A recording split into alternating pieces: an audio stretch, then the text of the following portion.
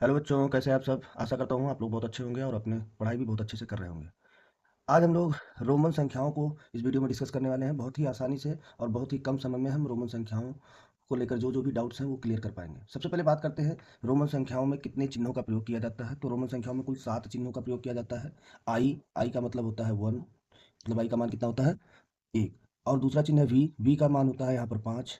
तीसरा चिन्ह है यक्स का मान होता है 10। अगला चिन्ह यल का मान होता है 50।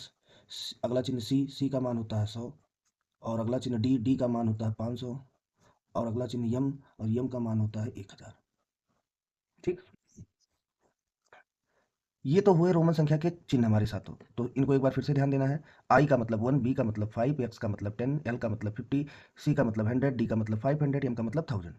अब इन चिन्हों को लेकर संख्या लिखने का कुछ नियम है, उन नियमों की बात करते हैं। पहला नियम, जो हाइयर सिंबल है यानी बड़े मान का जो चिन्ह है, जैसे हम कहें यल का मान 50 है और सी का मान 100, तो इसमें बड़ा चिन्ह कौन हुआ सी, यानी सी का मान ज़्यादा है। तो बड़े मान वाले चिन्ह के राइट साइड में यानी दाईं तरफ जो चिन्ह लिखे जाते हैं उनके मान को हाइयर सिंबल वाले में प्लस किया जाता है। और लेफ्ट साइड पर पहले स्थान का केवल कि लेफ्ट, क्योंकि माइनस यहाँ पर होता है लेकिन लेफ्ट साइड में केवल पहले स्थान तक। तो फिर से ध्यान देना है कि हाइयर सिंबल के राइट साइड में जो चिन्ह लिखे जाते हैं उनके मान को प्लस किया जाता है किसमें, हाइयर सिंबल के मान में यानी बड़े मान वाले चिन्ह में। और जो लेफ्ट साइड में लिखे जाते हैं उनको माइनस किया जाता है, यानी लेफ्ट साइड वाले के मान को माइनस किया जाता है, राइट साइड वाले के मान को प्लस किया जाता है। जैसे हम आपको लिख के दिखा दें, हमने लिखा यल यक्स। यल, इन दोनों में बड़ा सिंबल कौन है, यल। यल का वैल्यू 50 और इसके राइट में लिखा है यक्स, इसका वैल्यू होता है 10। तो दोनों प्लस होंगे क्योंकि हाइयर सिंबल के राइट में है तो इसलिए प्लस हुआ। इसका मतलब ये 60 लिखा है। लेकिन अगर वहीं पर हम यक्स यल लिखे हों, अब हाइयर सिंबल ये है आपका यल, यल का मान 50 और इधर उसके लेफ्ट साइड में लिखा है यक्स, तो लेफ्ट साइड वाले में क्या लगता है माइनस, तो बीच में माइनस लगा देंगे, मतलब एक्सएल का मतलब 40। ठीक है, पहला नियम समझ पाए होंगे। दूसरे नियम की बात करते हैं।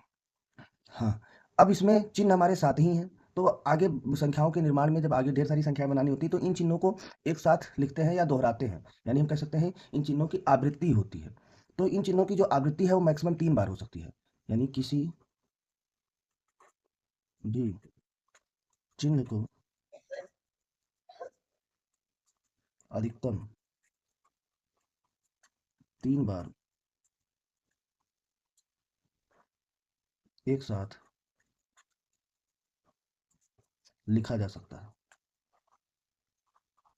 ठीक है, 3 बार से ज़्यादा नहीं लिख सकते। उसमें भी कंडीशन है, भी, यल और डी, ये 3 चिन्ह ऐसे हैं जिनको रिपीट नहीं करते हैं, जिनको एक साथ नहीं लिखते। जैसे कभी भी आप भी नहीं लिखेंगे, क्योंकि इसका एक लॉजिक तो ये भी आप ध्यान में रखिए, भी का मतलब हुआ 10 और 10 के लिए हमारे पास ऑलरेडी सिंबल एक्स है। ठीक, और ऐसे ही अगर यक्स, और जैसे हम बात करें यल यल की, यल का मतलब हो गया 100 और 100 के लिए हमारे पास अलग से सिंबल है ही है, तो इसलिए इन सबको रिपीट नहीं करना है। ठीक है, बाकी बहुत आसानी से इन दो नियमों का अगर आप प्रयोग करते हैं तो रोमन संख्याओं का निर्माण कर पाएंगे। आशा करता हूँ आप लोगों को समझ में आया होगा। अगर अच्छा लगा हो तो वीडियो को लाइक ज़रूर करें, दोस्तों के साथ शेयर करें। धन्यवाद।